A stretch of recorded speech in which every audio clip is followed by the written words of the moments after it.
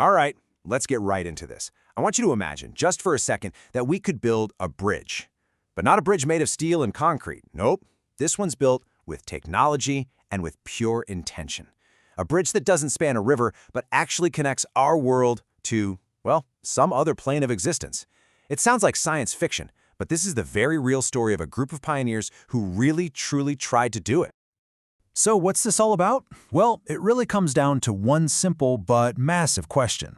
Is it possible to pick up a piece of electronic equipment, like a radio, and have a real conversation with someone who's passed on? Now, this isn't just some philosophical question. It's the very thing that kicked off a really remarkable and, you guessed it, controversial field of research. And there's an official name for this, of course. It's called Instrumental Transcommunication, or ITC for short. The whole concept is just fascinating. It's the idea that spirits, or entities, or whatever you want to call them, can actually manipulate our electronics, radios, TVs, even computers, to send messages back to us.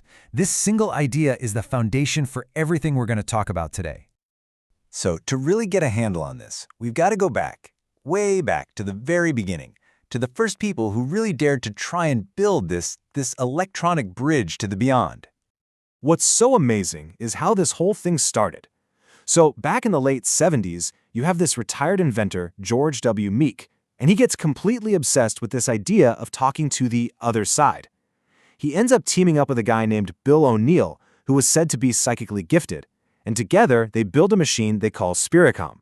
Now, this wasn't just some random radio they tinkered with. No, this was a purpose-built device with 13 different tone generators, all designed to mimic the frequency range of a human voice. And get this, by 1980, they were claiming they'd recorded over 20 hours of conversation with a spirit colleague, a deceased scientist named Doc Mueller. 20 hours!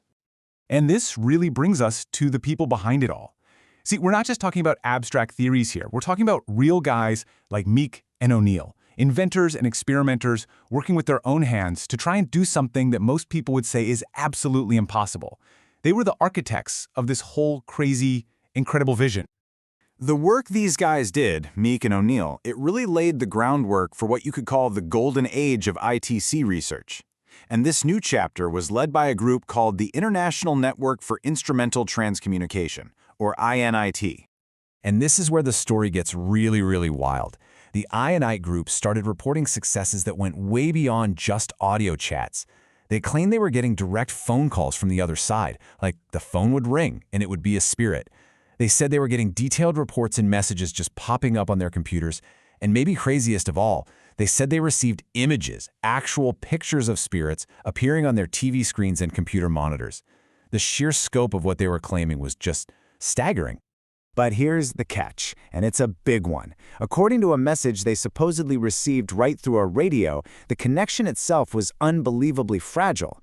This wasn't a piece of tech you could just flip on and off like a light switch. Apparently, it all depended on the human element, the emotional and mental state of the researchers themselves. For that bridge to be stable, the people trying to use it had to be in, well, complete harmony. And this right here is probably one of the most famous examples from that whole era. One of the INIT members reported getting a direct phone call from the spirit of Konstantin Raudiv, who is another major pioneer in this field. And allegedly, Raudiv was calling to give them technical advice on their experiments. I mean, can you imagine that? Getting a tech support call from the great beyond. This was the absolute peak of their work. But you know how these stories often go. Just as quickly as it all came together, this golden age started to fall apart. The bridge they'd worked so hard to build began to crumble. And it wasn't one big disaster, it was more like a death by 1,000 cuts. So, what happened? What went wrong? Well, according to the researchers themselves, the problems all came down to three things: science, money, and publicity. As one of them put it, these were all double-edged swords. They brought both promise and pain, meaning the very things they needed to succeed were also the things that tore them apart. Okay, let's start with the first one, science. The INIT group, they really believed their work needed a whole new kind of science, one that was open to spiritual realities. But they were living in a world that demanded hard, cold proof, using the traditional scientific method. And that, of course, created tons of pressure and skepticism, which they felt was just a toxic distraction from the real work. So this put them in a really tough spot. On one side, they're begging for a science that can look into things that can't really be proven in a lab. And on the other side, they're up against the established scientific method. Observation, hypothesis, experiment, repeat.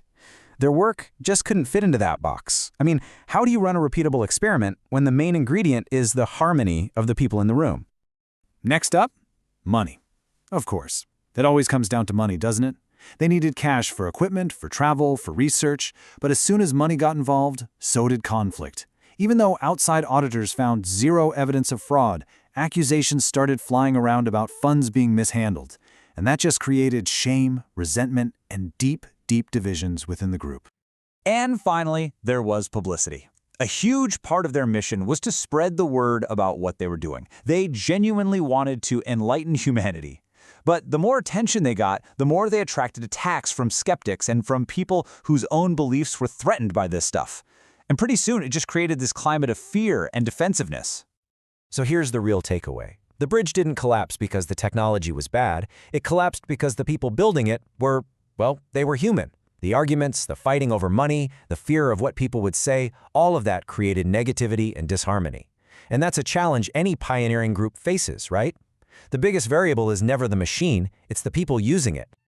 So after all that, what's the legacy of this incredible project?